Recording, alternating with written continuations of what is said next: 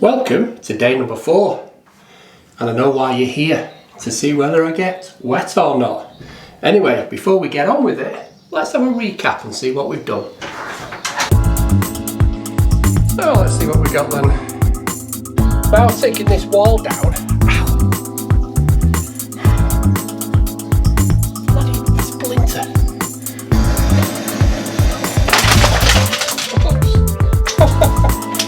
And now for the moment of truth. Does it actually fit?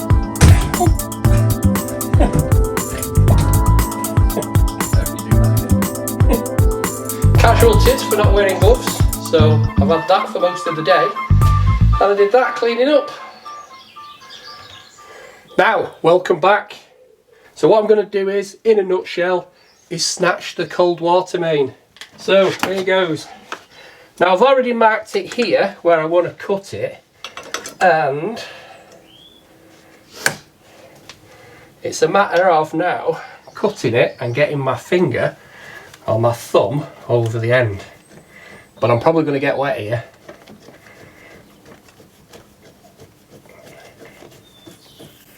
There it comes.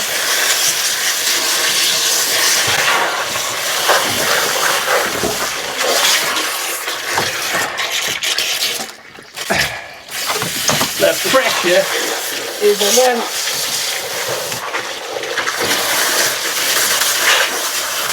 Movement.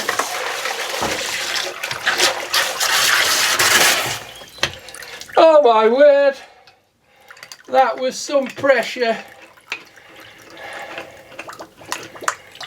I had these set up.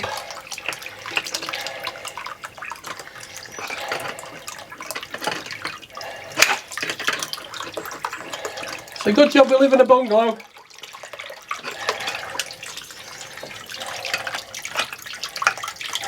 It's coming back that way as well. Turn that off.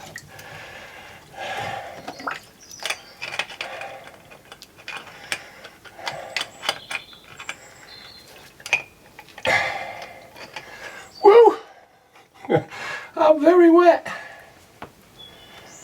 So, get this water backed up wherever it is.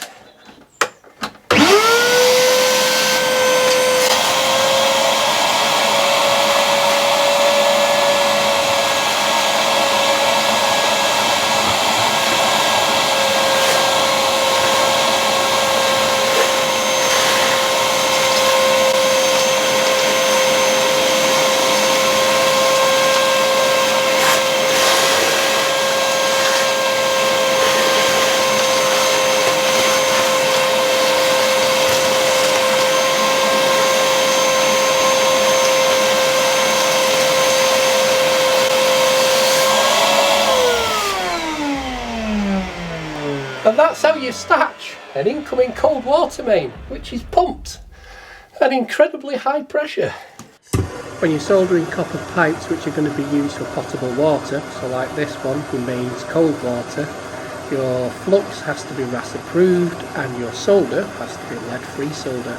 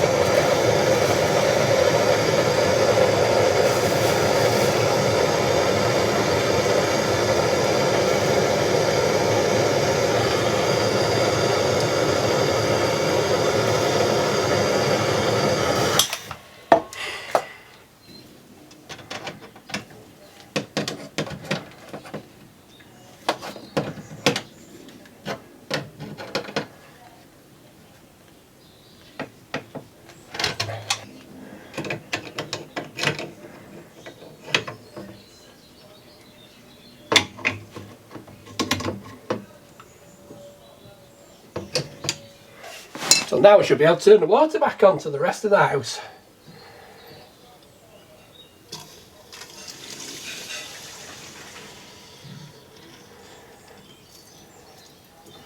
So when you turn the stop tap on, make sure you turn it back quarter of a turn so it doesn't seize on. So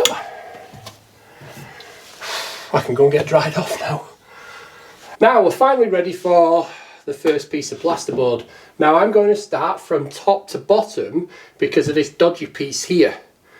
I'm never going to get a screw in, so I'm going to end up down here somewhere with this first piece. Now I've put some extra noggins in at the side to take the end, and then I've cut it to length, so I need to cut this out. But I'm going to put it up, cut it out, and then work my way down, hopefully. So here goes.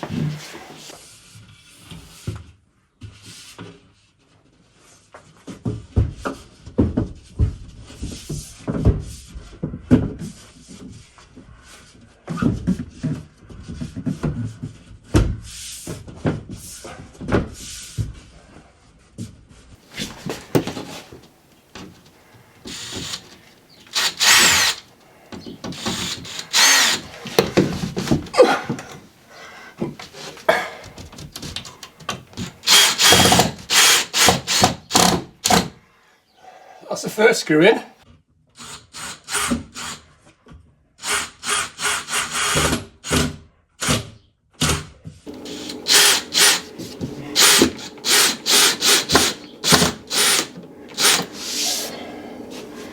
So I think that's enough screws for now. I can now cut this out.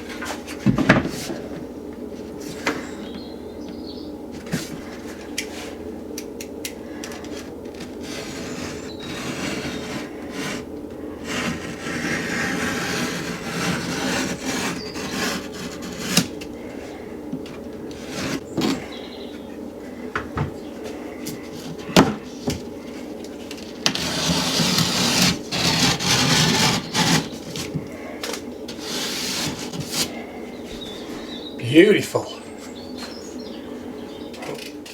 Now I've notched the plasterboard for the wash basin's pipes, so hopefully they fit.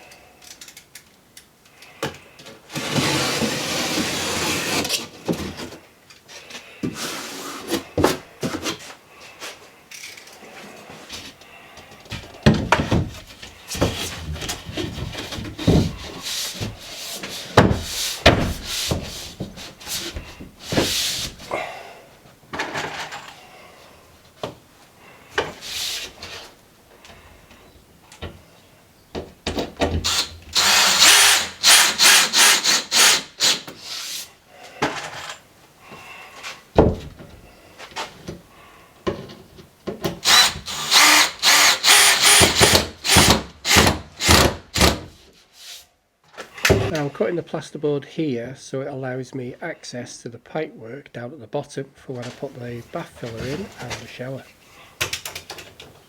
This is also the centre line of where the pipes are going to come out of the shower itself.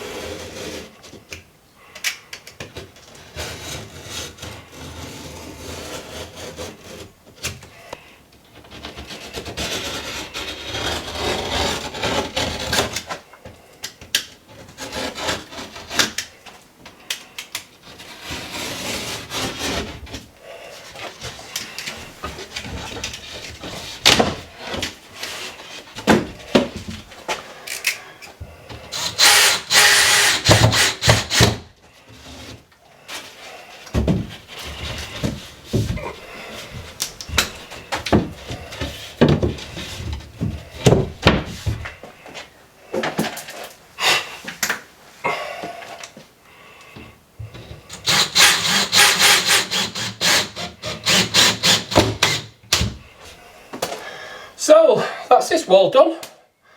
I'll do a bit round there, but not too bad. Still plenty of time and plenty of hours in the day.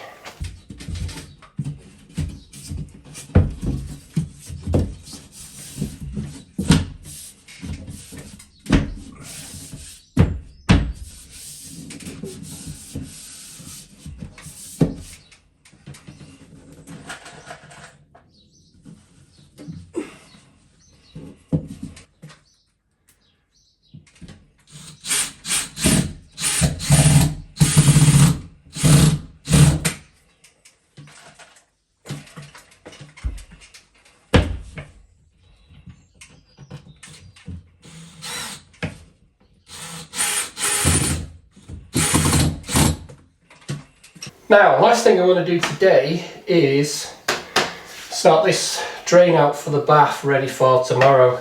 So this McAlpine fitting, I don't want to leave in here because they're prone for leaking. So I'm going to have to go outside and expose this push fit pipe here and see where it goes to on the outside, because I'll need to replace all that into solvent weld. So I can get a solvent weld T, solvent weld that on, and I'm going to bring the waste this way and through into the centre of the bath here, so it's all coming this way. I'm also going to put on anti-vac traps as well, so when the wash basin is emptied, it doesn't empty the trap in the bath and we don't get any smells coming up. So that's the plan. So I need to get outside now and expose all this pipework and see what we've got. Now you can see I've exposed this bath waste pipe. So it runs along here, around the back of the soil stack, and then bosses in to the waste, the 4-inch soil there, with a strap-on boss. So I'm going to need to replace all this now with solvent weld, and hopefully I can get a new boss onto there.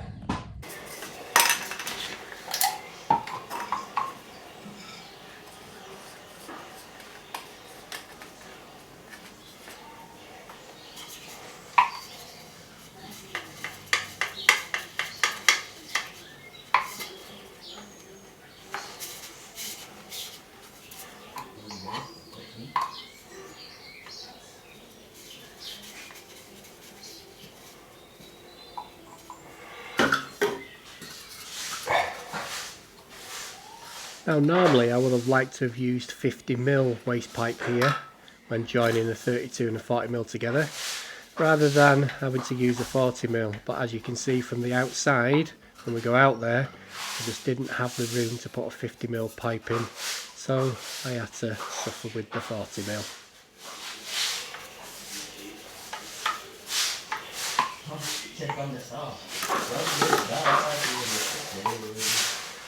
Now you've probably noticed I'm putting the solvent weld glue on the inside of the fitting and around the outside of the pipe, and then I'm using the brush then to go around the joint itself. I'm not looking for pretty here, I'm looking for not leaking here, because once the bath's in position this will be a beggar to get to, so I don't want any leaks.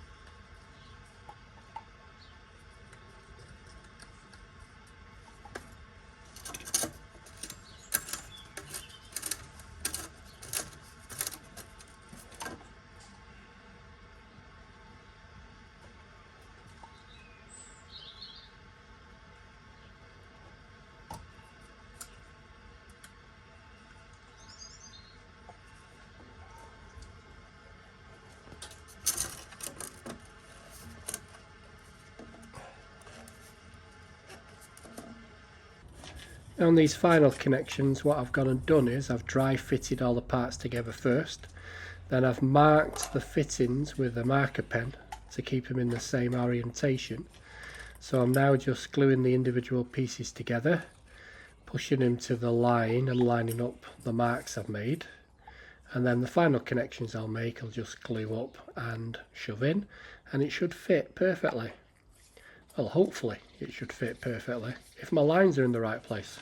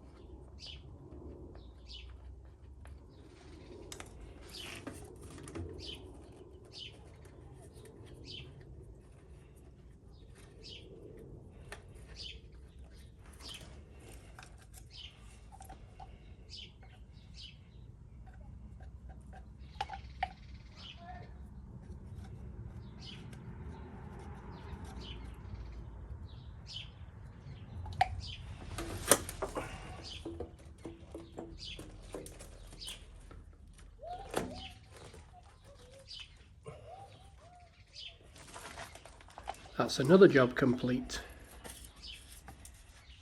So I've had enough now. Let's have a quick look and see exactly what we've done today. Walls all plasterboarded, over the doors plasterboarded. Obviously need to do the electrics, so I can't do this bit yet, plus the boxing in's got to go here. Waste pipe's done, sealed off to stop the smells coming out, and plenty to do tomorrow. So this side tomorrow, these two pipes ground in the wall, take this toilet out and then box everything in for the new toilet.